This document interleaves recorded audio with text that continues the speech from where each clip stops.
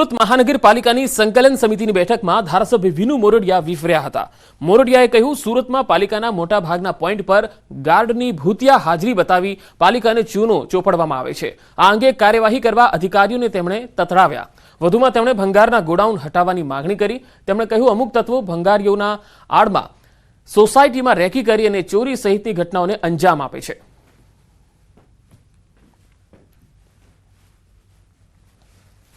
एक तो कतारगाम विस्तारनी अंदर रेसिडेंट विस्तार में भंगारना गोडाउनो अथवा तो भंगारनी दुकानों याने तात्कालिक बंद करवी जोईए एना माटेनी मारी रजूआत हती। अधिकारीओने जाण होवा छतां ए दुकानों केम चालू राखवामां आवी? नोटिस एना माटे भंगारनी दुकानोने नोटिस शुं आपवानी होय?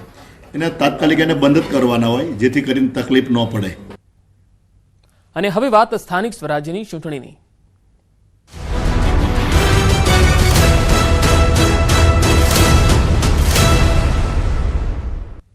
સ્થાનિક સ્વરાજ્યની ચૂંટણી પહેલા રાજીનામાનો દોર શરૂ થયો છે। ભાજપ મહિલા મોરચાના પ્રમુખે રાજીનામું આપી દીધું। મહેમદાવાદ શહેર મહિલા મોરચાના પ્રમુખે રાજીનામું આપ્યું। મહિલા મોરચા પ્રમુખ ગીતાબેન ભટ્ટાચાર્યએ રાજીનામું ધર્યું છે। ગીતાબેન છેલ્લા 4 વર્ષથી ભાજપમાં સક્રિય સભ્ય તરીકે કામગીરી બજાવતા હતા। ખેડા જિલ્લા મહિલા મોરચામાં સોશિયલ મીડિયામાં કન્વીનર તરીકે પણ તેઓ રહી ચૂક્યા છે। છેલ્લા 1 વર્ષથી ભાજપ મહિલા મોરચાના સક્રિય કાર્યકર્તા હતા। ખેડા જિલ્લામાં મહિલા મોરચામાં સોશિયલ સાઇટ પર પેજ બનાવનાર પ્રથમ મહિલા કાર્યકર હતા। ગીતાબેને મહેમદાવાદ નગરપાલિકાની ચૂંટણીમાં વોર્ડ નંબર 7માં મેન્ડેટ માંગ્યું હતું, જે ન મળવાના કારણે તેમણે રાજીનામું આપી દીધું હોવાનું સામે આવ્યું। રાજીનામું આપ્યા બાદ તેમણે ગંભીર આક્ષેપો લગાવ્યા।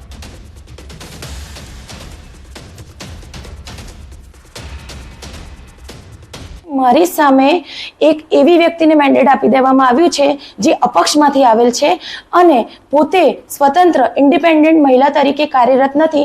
પક્ષ માટે જાણે કશું જ કામ કર્યું નથી। અપક્ષમાંથી જીતેલા છે ગઈ વખતે અને આ વખતે એમને ભાજપનું મેન્ડેટ આપી દેવામાં આવેલ છે। તો આ બાબતનું મને ઘણું દુઃખ છે। આજે પાર્ટીમાંથી રાજીનામું આપીને અપક્ષમાં વોર્ડ નંબર 7માંથી ઉમેદવારી કરું છું, જેથી મારી જેવી જેટલી મહિલાઓ છે જે આ વસ્તુ અત્યારે સહન કરી રહી છે એ લોકો પણ જાગૃત થાય અને આવી રીતે પહેલ કરે।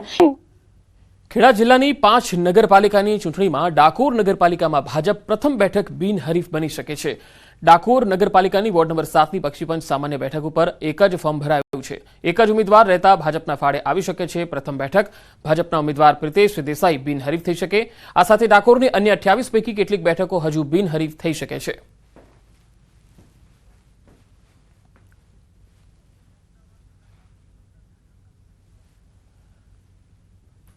તો મહેમદાવાદ અને ડાકોર બે અલગ અલગ તસવીર આપને બતાવીશું। ક્યાંક નારાજગી છે, ક્યાંક મેન્ડેટ ન મળવાના કારણે રાજીનામું અપાયું છે। ખેડાના મહેમદાવાદમાં જે ગીતાબેન ભટ્ટાચાર્ય છે તેમણે રાજીનામું આપ્યું છે। વધુ માહિતી મેળવીશું। ખેડાથી સંવાદદાતા ઉમંગ મારી સાથે જોડાયા છે। ઉમંગ, બે અલગ અલગ દ્રશ્યો ખેડાથી જ આવી રહ્યા છે। ક્યાંક નારાજગી છે તો ક્યાંક ઉમેદવાર બિનહરીફ થઈ રહ્યા છે। બિલકુલ ચોક્કસથી પંકજ, વાત કરવામાં આવે તો ખેડા જિલ્લાની અંદર સ્થાનિક સ્વરાજની ચૂંટણી જે થઈ રહી છે, 5 જિલ્લા નગરપાલિકાની ચૂંટણીઓ યોજાવી છે, જેની અંદર વાત કરું તો ખેડા, મહેમદાવાદ, મૌધા, ચકલાસી અને સહિતની ચૂંટણીઓ યોજાણી છે, જેની અંદર ક્યાંક નારાજગી તો ક્યાંક ભાજપના ઉમેદવાર બિનહરીફ થઈ છે। સૌ પ્રથમ વાત કરું નારાજગીની તો મહેમદાવાદની અંદર ભાજપ દ્વારા મેન્ડેટ ન અપાતા ખુદ મહિલા મોરચાના પ્રમુખે રાજીનામું આપી દીધું છે। તો બીજી બાજુ વાત કરવામાં આવે તો ડાકોરની અંદર એક વોર્ડની અંદર એક સભ્ય છે તે બિનહરીફ ચૂંટાઈ આવ્યા છે। હજુ પણ ડાકોરના જે ધારાસભ્ય છે યોગેન્દ્રસિંહ, તેમનું કહેવું છે કે ડાકોરની અંદર હજુ 6 થી 7 સભ્યો હજુ બિનહરીફ થઈ શકે છે। એક બાજુ ભાજપમાં ક્યાંક નારાજગી જોવા મળી છે તો ક્યાંક બિનહરીફ થવાનું અત્યારે ઘટનાઓ સામે આવી રહી છે। જી પંકજ। જી ઉમંગ, આભાર માહિતી આપવા માટે। દ્વારકા નગરપાલિકામાં ભાજપ ચૂંટણી પહેલા જીતની રેસમાં છે। 28 બેઠકો ધરાવતી દ્વારકા નગરપાલિકામાં 8 બેઠકો પર ભાજપ બિનહરીફ જાહેર થયું છે। ભાજપે ચૂંટણી પહેલા ખેલ પાડ્યો। દ્વારકા નગરપાલિકાના વોર્ડ નંબર 4માં ભાજપના તમામ સભ્યો બિનહરીફ જાહેર થયા, જ્યારે વોર્ડ નંબર 3માં 3 સભ્યો બિનહરીફ, જ્યારે વોર્ડ નંબર 7માં 1 સભ્ય બિનહરીફ જાહેર થયો, જેથી ભાજપમાં જશ્નનો માહોલ છવાયો છે।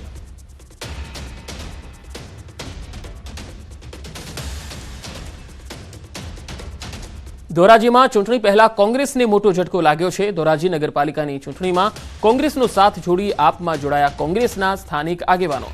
ધોરાજી કોંગ્રેસ પૂર્વ કોર્પોરેટરના પતિ ધર્મેશ રાજ્યગુરુ, ધોરાજી શહેર ઉપપ્રમુખ, ધોરાજી યુથ વિંગ શહેર પ્રમુખે પક્ષ છોડી આમ આદમી પાર્ટીમાં જોડાઈ ગયા। પક્ષ પલટો કરતા કોંગ્રેસ આગેવાનોએ કહ્યું, કોંગ્રેસની ચૂંટણીમાં અવગણના કરતા અમે આપમાં જોડાયા છીએ। કોંગ્રેસ પાર્ટી દ્વારા પાયાના જે કાર્યકરો હતો એની અવગણના કરી, જેને લીધે આજે અમારે કોંગ્રેસ છોડીને આમ આદમી પાર્ટીમાં અમારે વિવિધ પ્રવેશ કર્યો છે. આમ આદમી પાર્ટીની સત્તા આવશે તો અમે ફિલ્ટર પ્લાન્ટ ચાલુ કરાવશું અને ધોરાજી જનતાને શુદ્ધ પાણી વિતરણ થાય એવા પ્રયત્ન કરશું. જે 8-8 દિવસે પાણી આવે છે એની જગ્યાએ 3-3 દિવસે ધોરાજીની જનતાને પાણી મળે એવા પ્રયત્ન કરશું.